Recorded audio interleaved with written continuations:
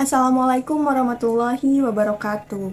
Sebelumnya izin memperkenalkan diri, nama saya Siti Nurizki dengan NIM 321120101012. Nah, pada kesempatan kali ini saya akan sedikit menjelaskan materi terkait parameter analisis limbah cair dan padat layak dibuang ke lingkungan. Nah, video ini dibuat untuk memenuhi tugas UAS mata kuliah analisis limbah industri. Nah, sebelum masuk ke materi tersebut, apa sih yang dimaksud dengan limbah? Menurut Peraturan Pemerintah Republik Indonesia Nomor 82 Tahun 2001 tentang pengelolaan kualitas air dan pengendalian pencemaran air, pengertian limbah adalah suatu sisa dari usaha atau kegiatan manusia, baik berupa padat, cair, ataupun gas, yang dipandang sudah tidak layak dan tidak memiliki nilai ekonomi sehingga cenderung untuk dibuang. Adapun bahan yang sering ditemukan dalam limbah yakni senyawa organik yang dapat terbiodegradasi, mudah menguap, sulit terurai. Selain itu, ada juga logam berat yang toksik, padatan tersuspensi, nutrien, mikrobiopatogen, dan parasit. Pengelolaan limbah adalah rangkaian kegiatan yang mencakup penyimpanan, pengumpulan, pengangkutan, pengolahan limbah, dan pembuangan akhir atau penimbunan hasil pengolahan tersebut. Ada beberapa hal yang harus diperhatikan dalam pengolahan limbah, meliputi 1. Proses produksi pada industri tersebut. Kedua, kualitas dan kuantitas limbah yang dihasilkan serta perubahannya. Dan yang ketiga, kondisi lingkungan secara geografi di sekitar daerah pembuangan limbah. Limbah padat adalah limbah yang memiliki wujud padat yang bersifat kering dan tidak dapat berpindah kecuali dipindahkan. Biasanya berasal dari sisa makanan, sayuran, potongan kayu, ampas hasil industri, dan lain-lain. Jenis-jenis limbah padat berdasarkan komposisi dibedakan menjadi dua. Yang pertama, limbah padat basah, yakni berbentuk bahan-bahan organik yang mudah terurai oleh mikroorganisme. Proses penguraian akan terjadi bila dibiarkan dalam keadaan basah dan berada pada temperatur optimum sekitar 200-300 derajat Celcius. Pada umumnya dimanfaatkan sebagai kompos. Yang kedua, limbah padat kering, yakni yang berbentuk bahan organik dan anorganik.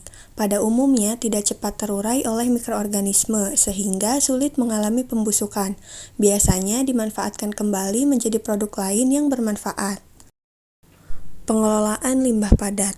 Yang pertama, penimbunan terbuka, yakni dengan memanfaatkan kinerja mikroorganisme dalam menguraikan bahan limbah dengan melakukan pemisahan limbah antara bahan organik dan bahan anorganik. Cara ini memiliki dampak positif, yakni limbah organik tersebut akan berubah menjadi pupuk bagi tanah, sehingga kualitas tanah akan menjadi lebih baik dan lebih subur. Yang kedua, sanitary landfill, yakni dengan memanfaatkan sebuah lubang yang sudah dilapisi dengan lapisan tanah liat dan plastik. Kemudian, dari proses tersebut akan didapatkan gas metana sebagai hasil dari pengolahan. Gas metana itu bisa dimanfaatkan untuk menghasilkan listrik.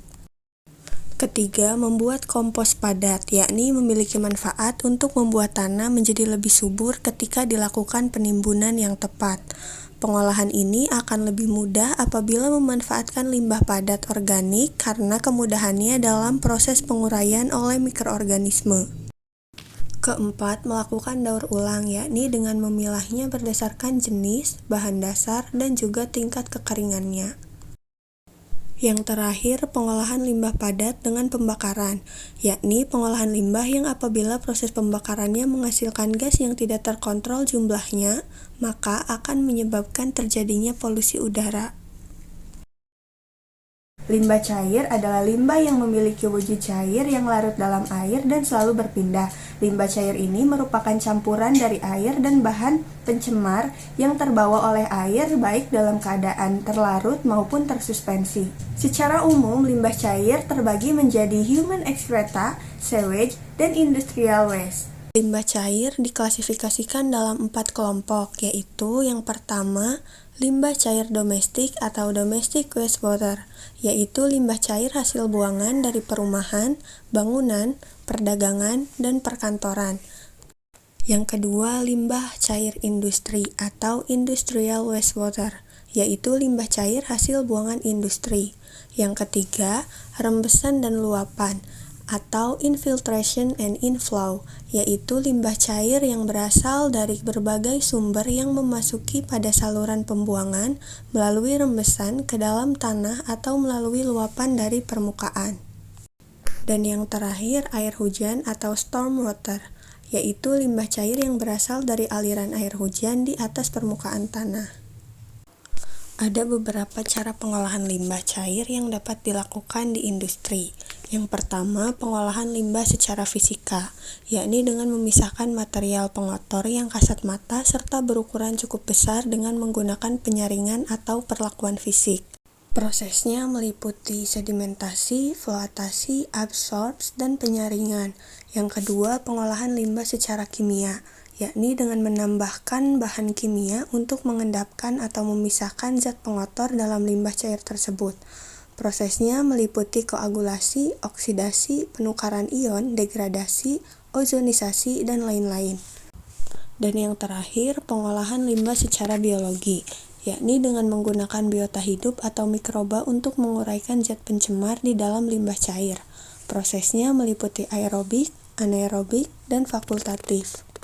Menurut Peraturan Menteri Lingkungan Hidup dan Kehutanan Nomor 68 Tahun 2016, ada beberapa parameter yang harus dipenuhi sebelum limbah dibuang ke lingkungan. Antara lain yakni kadar COD, BOD, amonia, pH, minyak dan lemak, total padatan terlarut, dan total coliform. Yang pertama yakni BOD atau Biochemical Oxygen Demand. BOD ini adalah nilai oksigen yang dibutuhkan oleh bakteri dan mikroorganisme pada saat mereka menguraikan bahan organik dalam kondisi aerob pada suhu tertentu.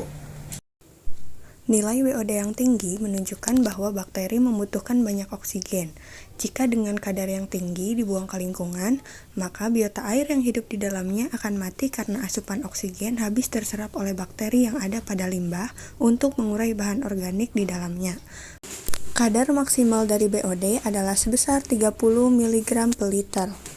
Yang kedua adalah COD atau Chemical Oxygen Demand. COD ini adalah jumlah oksigen yang dibutuhkan pada saat proses oksidasi kimiawi bahan organik oleh oksidan kuat. Nah, oksidan kuat ini seperti kalium dikromat, amonia, dan nitrit. COD sering digunakan sebagai ukuran polutan dalam air limbah. Nilai COD yang tinggi menunjukkan bahwa air tersebut masih berbahaya sehingga zat berbahaya yang terkandung dalam air limbah tersebut harus distabilkan terlebih dahulu dengan bantuan bakteri atau zat kimia. Kadar maksimal dari COD adalah 100 mg per liter. Yang ketiga, pH atau derajat keasaman, yang merupakan salah satu parameter yang harus dipenuhi sebelum limbah dibuang ke lingkungan agar tidak membahayakan.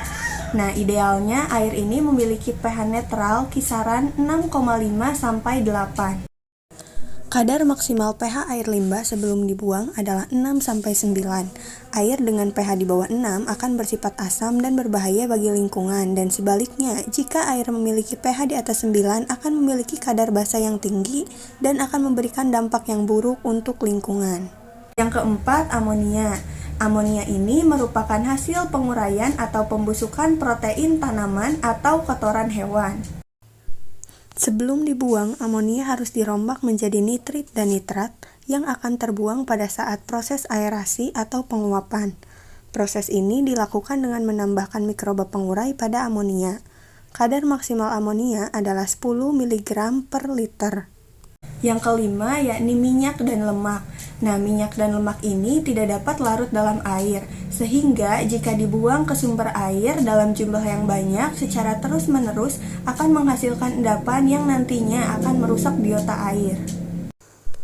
Untuk mengurangi konsentrasi minyak dan lemak pada air, biasanya dengan menggunakan metode penguapan. Kadar maksimal minyak dan lemak adalah 5 mg per liter. Yang keenam adalah total suspended solid atau total padatan terlarut.